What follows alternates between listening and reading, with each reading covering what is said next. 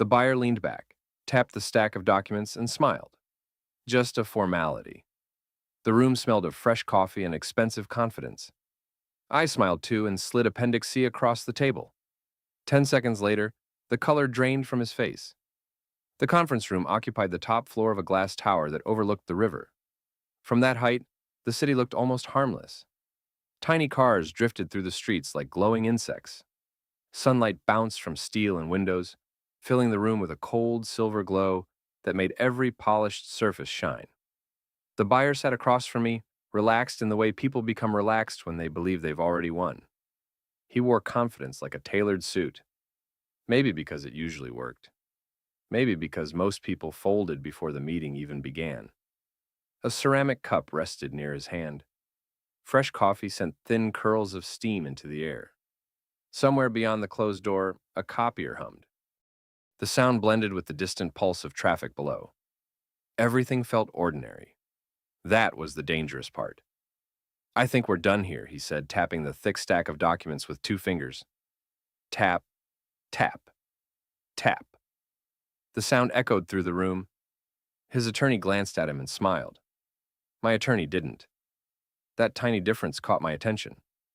The buyer leaned back. "It's just a formality now." There it was. The sentence. The one successful people sometimes say, right before something becomes very expensive. I looked at the papers, then at him, then back at the papers. The contract sat between us like a sleeping animal. Quiet, harmless looking, waiting. Outside, a cloud crossed the sun, and the room dimmed for a moment. I don't believe in signs, but I do believe in timing, and the timing felt strangely perfect. A flicker of uncertainty crossed the face of the junior associate sitting near the far wall. He had been silent for nearly an hour, taking notes and avoiding eye contact. Now he looked nervous, not terrified, not alarmed, just nervous, as though he had noticed something he couldn't quite explain. The feeling disappeared almost immediately. But I saw it. And once seen, it couldn't be unseen. I folded my hands. "Just a formality?" I asked. The buyer laughed. The attorney beside him laughed too. Even the assistant near the door smiled politely. The atmosphere loosened. Everyone loves certainty, especially when certainty is about to betray someone. "Of course," the buyer said. "We've reviewed everything." The words arrived smoothly. Too smoothly. Like a rehearsed line. The river reflected sunlight through the windows, scattering pale ribbons of light across the table. The buyer never noticed. His attention stayed fixed on the signature page, waiting near the top of the stack. That page. Always that page. People love signature pages. They rarely love the pages buried deeper. And that's where problems live, hidden in plain sight. I opened the folder in front of me. Slowly, no hurry, no drama. Just paper sliding against paper. The sound seemed unusually loud. The room grew quieter. The buyer checked his watch, a tiny gesture, but revealing. People only check the time when they believe the outcome is already decided. My attorney finally spoke. "Would you mind confirming one thing before we proceed?" The buyer shrugged. "Go ahead." His confidence remained untouched. Solid, immovable, at least on the surface. My attorney exchanged a brief glance with me. 1 second. No more. That glance carried the weight of weeks. Late-night calls, revisions, negotiations, endless pages of legal language. The kind of work nobody celebrates, because nobody notices it. Until something goes wrong. Then, suddenly, it becomes the only thing that matters. The buyer's attorney adjusted his tie. For the first time all morning, he looked uncomfortable. A tiny movement, barely visible. Yet enough. Enough to make me wonder. Had he read everything? Had anyone? The silence stretched. Not long. Just long enough. Long enough for tension to slip quietly into the room and sit down beside us. The city outside continued moving. The river continued flowing. The sunlight returned. But inside that conference room, something had shifted. The air felt heavier. The buyer noticed it too. I could tell. His smile remained. Yet it seemed slightly less certain now, like a photograph beginning to fade. Then, he pushed the documents forward. Let's finish this. Simple words. Normal words. But something about the way he said them made the hairs on the back of my neck rise. Because suddenly, I wasn't thinking about what was written in the contract. I was thinking about what wasn't. And somewhere deep inside those hundreds of pages, hidden beneath definitions, schedules, references, and legal jargon, sat a section most people would never bother reading. A section connected to a document almost nobody had mentioned all day. Appendix C. The strange thing was not that it existed. The strange thing was that nobody seemed worried about it. Nobody except me. And that was the moment I realized this meeting was about to become far more interesting than anyone expected. The buyer reached for his pen, a sleek black fountain pen, heavy, expensive, the kind of object people buy when they want success to have weight in their hand. He uncapped it. The soft click sounded unusually sharp. Then I spoke. Before we sign, I'd like you to read Appendix C. The pen stopped in midair, not dramatically, just enough. A fraction of a second. But in negotiations, fractions matter. The buyer looked up. His smile remained in place. I've already reviewed the documents. I'm sure you reviewed most of them. The room went still. Outside the glass walls, clouds drifted lazily over the river. A sightseeing boat cut through the water below, leaving a white wake behind it. Inside, nobody moved. The buyer's attorney cleared his throat. A tiny sound. Yet it landed like a pebble dropped into a silent lake.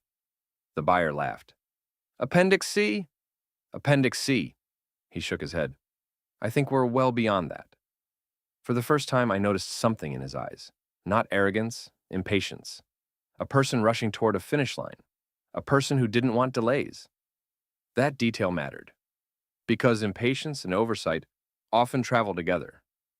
My attorney slid a thin document across the polished table, far thinner than the contract, far less impressive, the kind of attachment most executives never read personally.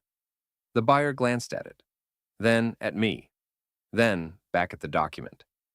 His attorney leaned slightly forward. That movement caught my attention. The man had spent the entire meeting projecting calm professionalism. Now a crack appeared, small but visible. Is there a concern? Is there? The buyer asked. No concern, I said. Then why stop now? I smiled. The same smile I'd worn for most of the morning. The same smile that suddenly seemed to make him uncomfortable. Because I'd like everyone in this room to understand exactly what they're agreeing to. The assistant near the door stopped typing. The junior associate lowered his eyes to the table. Nobody said a word. The silence felt heavier now, as if the room itself were listening. The buyer finally picked up Appendix C. A single page turned, then another. His expression didn't change. At first. The attorney beside him relaxed slightly. Maybe he assumed this was a pointless delay. Maybe he genuinely believed everything was under control. Then, the buyer reached the third page and stopped. A tiny pause. Barely noticeable. Except I noticed. My attorney noticed. And judging by the sudden stiffness in the attorney's shoulders, he noticed too. The buyer read the same paragraph again. His eyes moved slower this time. Carefully, methodically. The confidence began draining from his posture 1 degree at a time, like air escaping a tire. No explosion, just pressure disappearing. The room remained silent. Even the distant city sounds seemed muted. The sunlight shifted again, casting long reflections across the table. The buyer continued reading. Another page, another paragraph, then another. The attorney beside him quietly extended a hand. Let me see that. The buyer didn't respond immediately. That was unusual. Very unusual. People share documents instantly when they feel secure. They hesitate when they don't. A strange sensation moved through the room. Not panic, not yet. Something closer to realization. The junior associate stared at the document. His face had gone pale, as though a puzzle he hadn't been able to solve all morning had suddenly solved itself. And he didn't like the answer. The buyer finally handed the appendix to his attorney. The attorney began reading. His expression changed much faster. The color left his face before he reached the bottom of the page. That got everyone's attention, because attorneys are trained to hide reactions. This one failed. Spectacularly. The buyer leaned forward. What is it? No answer. The attorney kept reading. The assistant near the door looked confused. The associate looked worried. The atmosphere that had seemed relaxed an hour earlier was gone. Completely gone. Now the room felt like a bridge just beginning to creak under too much weight. The attorney finished, slowly lowered the document, then removed his glasses. A gesture so small it should have meant nothing.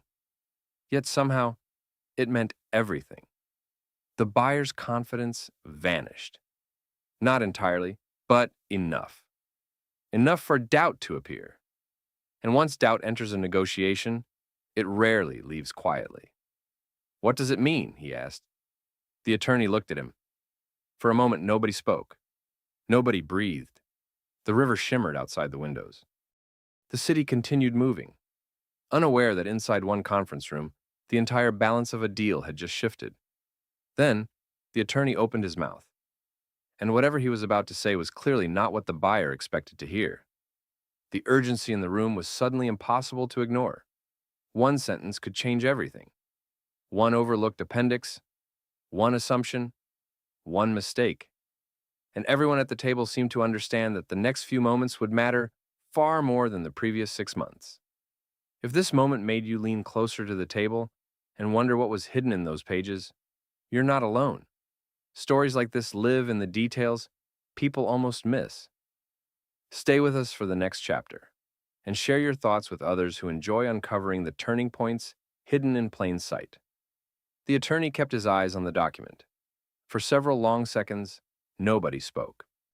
The silence seemed to expand across the conference room, filling every corner, settling over every chair, every folder, every untouched cup of coffee. The buyer shifted in his seat. What does it mean? He repeated. This time his voice sounded different, less certain, less comfortable. The attorney slowly placed Appendix C on the table. Not carelessly, not dramatically, carefully, as though the paper had suddenly become fragile or dangerous. I watched the movement without saying a word. The sunlight outside had softened. Clouds drifted across the skyline, turning the glass towers beyond the river into pale reflections of themselves. The room felt colder. The attorney exhaled, then finally looked up. Did you read this section? The question landed directly on the buyer. No legal language, no explanation. Just a question. The buyer frowned. I reviewed the package. That's not what I asked. Another silence. A heavier one. The buyer glanced around the room. The confidence that had carried him through the morning was beginning to fracture. Not because someone had attacked him, because the facts were refusing to cooperate. His fingers tapped once against the table, then stopped. No, he admitted. The attorney closed his eyes briefly. The reaction lasted less than a second, but it revealed more than words could. The junior associate lowered his gaze.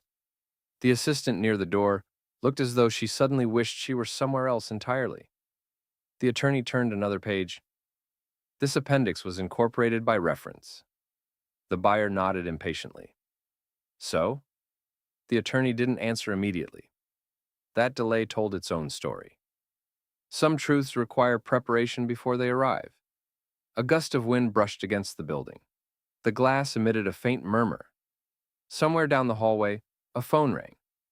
Life continued normally outside the room. Inside, normal had quietly left. The attorney pointed to a paragraph. His finger remained there. Steady, unmoving. The buyer leaned closer. Read, then read again. His expression hardened, then changed, then hardened again, as if his mind couldn't decide which reaction belonged first. No, The word escaped almost automatically. The attorney said nothing. The buyer looked at me. For the first time all day, he wasn't looking at an opponent. He was looking at someone who possessed information he did not. That changes the dynamics of a room faster than almost anything else. That's impossible. I folded my hands. It's printed right there. His jaw tightened. The attorney quietly slid the contract toward him, then opened another section, then another. Page references, cross-references, definitions, schedules, the hidden plumbing behind the polished walls of the agreement, the invisible structure supporting everything. The buyer's eyes moved faster now, searching, verifying, trying to find a different answer, a better answer, any answer. The problem with written agreements is that they don't care how confident you felt yesterday. They only care what was signed, or what was about to be signed. A faint crease appeared between the buyer's eyebrows, then another. The room had become so quiet that the turning of pages sounded startling. Paper against paper. A dry whisper. A countdown. The attorney finally removed his glasses completely and set them beside the folder. That simple gesture seemed to age him several years. How did we miss this? Nobody answered, because everybody knew the answer. The same answer that causes expensive mistakes in boardrooms, courtrooms, and negotiations every day. Someone assumed. Someone hurried. Someone trusted a summary instead of the source. The buyer sat back, slowly. His earlier confidence now felt like a memory from another meeting. A different day. A different person. The city lights outside were beginning to appear one by one as afternoon drifted toward evening. The room reflected them faintly in the glass, tiny points of light emerging from the growing shadows. The buyer stared at Appendix C, then at his attorney, then at me. And something unexpected happened. He smiled. Not the confident smile from before. Not the smile of a man who believed he had already won. This smile carried frustration, respect, and a reluctant understanding. The kind that arrives only after reality has made its point. You knew. I nodded. I read it. A brief laugh escaped him, disbelieving, sharp, almost impressed. The attorney remained silent. That silence spoke volumes, because he was no longer examining the document. He was examining the consequences. And judging by his expression, those consequences were still unfolding in his mind. The buyer looked down at the appendix one more time. Then his eyes stopped on a particular sentence. A single sentence. Short, ordinary, easy to overlook. Yet whatever he found there caused the last trace of color to leave his face. His attorney noticed it too. And suddenly neither of them seemed interested in signing anything at all. The buyer kept staring at the sentence. Seconds passed, then more. Nobody interrupted him. Nobody needed to. The room had entered that rare state where silence carried more information than conversation. Outside, dusk settled over the river. The last strips of sunlight stretched across the water like fading ribbons of gold. Office lights flickered on throughout the skyline, turning the city into a constellation of glass and steel. Inside the conference room, every eye remained fixed on the same page. The buyer finally looked up. What happens if this stays in the agreement? The question was directed at his attorney, not at me. That detail mattered, because people asked their opponents for opinions. They asked their own attorneys for facts. The attorney leaned back slowly. His expression was measured, careful. A man calculating consequences before speaking them aloud. The answer, whatever it was, clearly wasn't simple. Potentially significant exposure. The buyer's jaw tightened. Define significant. The attorney hesitated. That hesitation landed harder than any number could have. For a moment, nobody moved. Then, the attorney named a figure. A single figure. No theatrics, no raised voice. Just a number. The reaction was immediate. The buyer blinked. Once, twice. as though his mind needed extra time to process what he'd heard. The assistant near the door looked down at her laptop. The junior associate stared at the table. Neither wanted to be caught witnessing the moment, because everyone understood something fundamental had just changed. Negotiations often look like battles. In reality, they're usually calculations, and a calculation had just collapsed. The buyer rose from his chair, not angrily, not dramatically, simply because sitting still had become impossible. He walked toward the windows. The city reflected faintly in the glass before him. Traffic flowed below in red and white streams. People hurried home. Restaurants filled. Conversations began. Entire lives unfolded.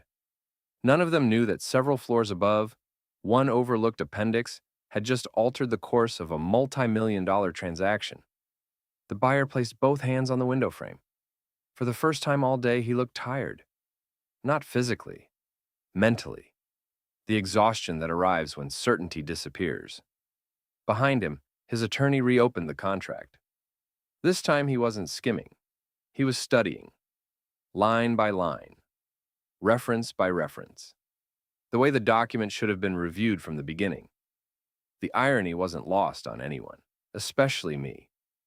I remembered the weeks leading up to the meeting, the revisions, the conference calls, the endless negotiations over clauses that ultimately didn't matter, hours spent debating details, while the truly important language sat quietly in the background, waiting. The buyer turned from the window. Why include it? A fair question. I considered my answer carefully. Because agreements should reflect reality. He gave a short laugh. No, that's the official answer. The room watched, waiting. I smiled slightly. The real answer? He nodded. Because risk doesn't disappear when people ignore it. The words settled between us. Simple, uncomfortable, true. The attorney closed the contract. A soft thud echoed across the polished table. The sound felt final, not because the negotiation was over, because the illusion was. The buyer walked back to his chair. Slower this time, more deliberate. He looked at Appendix C again, then at the signature page, then at me. The contrast between them seemed almost symbolic. One page everyone wanted to read. One page nobody wanted to read. And yet only one of them now mattered. The evening sky darkened outside. Building lights reflected in the conference room glass, creating ghostly duplicates of everyone seated around the table. For a brief moment, it felt as though two meetings were happening simultaneously. The visible one, and another hidden beneath it. The meeting that should have happened weeks ago. The buyer exhaled, long and slow. Then he reached for his pen again. This time, nobody moved. Nobody spoke. Even the attorney watched carefully. The buyer rolled the pen between his fingers, thinking, calculating, reassessing everything. Finally, he placed it back on the table, unsigned. The small metallic click echoed through the room, and somehow that sound carried more weight than any signature could have. Nobody reached for the documents, not immediately. The buyer sat motionless, staring at the pen he had just set down. The city glowed beyond the windows now. Thousands of lights reflected across the river, trembling in the dark water like scattered fragments of a broken mirror. The conference room had become an island suspended above it all. Quiet, still, waiting. His attorney finally spoke. We need a recess. No one argued. No one objected. The request was inevitable. The buyer nodded once. The confidence that had filled the room that morning was gone, replaced by something far more useful. Caution. People often mistake caution for weakness. It isn't. It's what appears after reality wins an argument. The assistant quietly gathered her notes. The junior associate closed his laptop. Yet neither stood up. Both seemed reluctant to break the strange atmosphere that had settled over the meeting, as though everyone understood they had witnessed something larger than a contractual dispute. A lesson, an expensive one. The buyer looked at me for several seconds. Then he smiled. A genuine smile this time. Not the polished corporate version. Not the smile used during negotiations, a human one. Tired, honest, almost amused. I've done hundreds of deals. His voice carried no bitterness, only reflection. Hundreds! Nobody interrupted. I thought I knew exactly how this meeting would end. The attorney beside him gave a faint nod. Perhaps he had thought the same thing. Most people do. The future always seems obvious right before it changes. The buyer glanced down at Appendix C again. The now infamous document rested quietly among hundreds of other pages. It hadn't changed. Not a word. Not a comma. The document had been the same all morning. The difference was that now somebody had actually read it. A strange irony. And an important one. Outside, rain began tapping softly against the glass. Tiny droplets streaked the reflections of the city lights. The river disappeared into darkness. The skyline blurred. The world beyond the windows seemed less certain than before. The buyer stood. This time everyone else did as well. Chairs slid backward, folders closed. The spell of the meeting slowly began to break, yet the tension remained. Not hostile tension, the kind that follows a revelation. The moment after a hidden door opens, when nobody can return to seeing the room the way they saw it before. The attorney collected the contract, carefully, almost respectfully, the way a historian might handle an artifact that had unexpectedly changed the story. The buyer extended his hand toward me. I stood and shook it. His grip was firm, measured, professional. But there was something else there now. Recognition, not of victory, of diligence, of preparation, of the simple discipline of paying attention. He released my hand and laughed quietly. A single breath of disbelief. All this, he said, glancing toward the stack of documents, because of an appendix. I looked at the papers, then back at him. Not because of an appendix, he raised an eyebrow. The room waited. Rain continued whispering against the glass. The city lights shimmered in the darkness below. And for the first time all evening, everyone seemed genuinely interested in the answer. I smiled. Because somebody assumed it didn't matter. For a moment, nobody spoke. Then the buyer nodded. Slowly. Completely. As if a final piece had fallen into place. The meeting ended minutes later. People left. Elevators carried them downward into the illuminated city. The conference room emptied, the coffee grew cold, the papers were packed away, the lights dimmed, and eventually only the rain remained. Soft against the glass, steady, patient. The contract would be revised. The negotiations would continue, the numbers would change, the language would evolve. That was business. But long after the figures were forgotten, one thing would remain. A memory. A sentence casually spoken across a conference table. It's just a formality. The kind of sentence that sounds harmless. Right up until the moment it costs someone a fortune.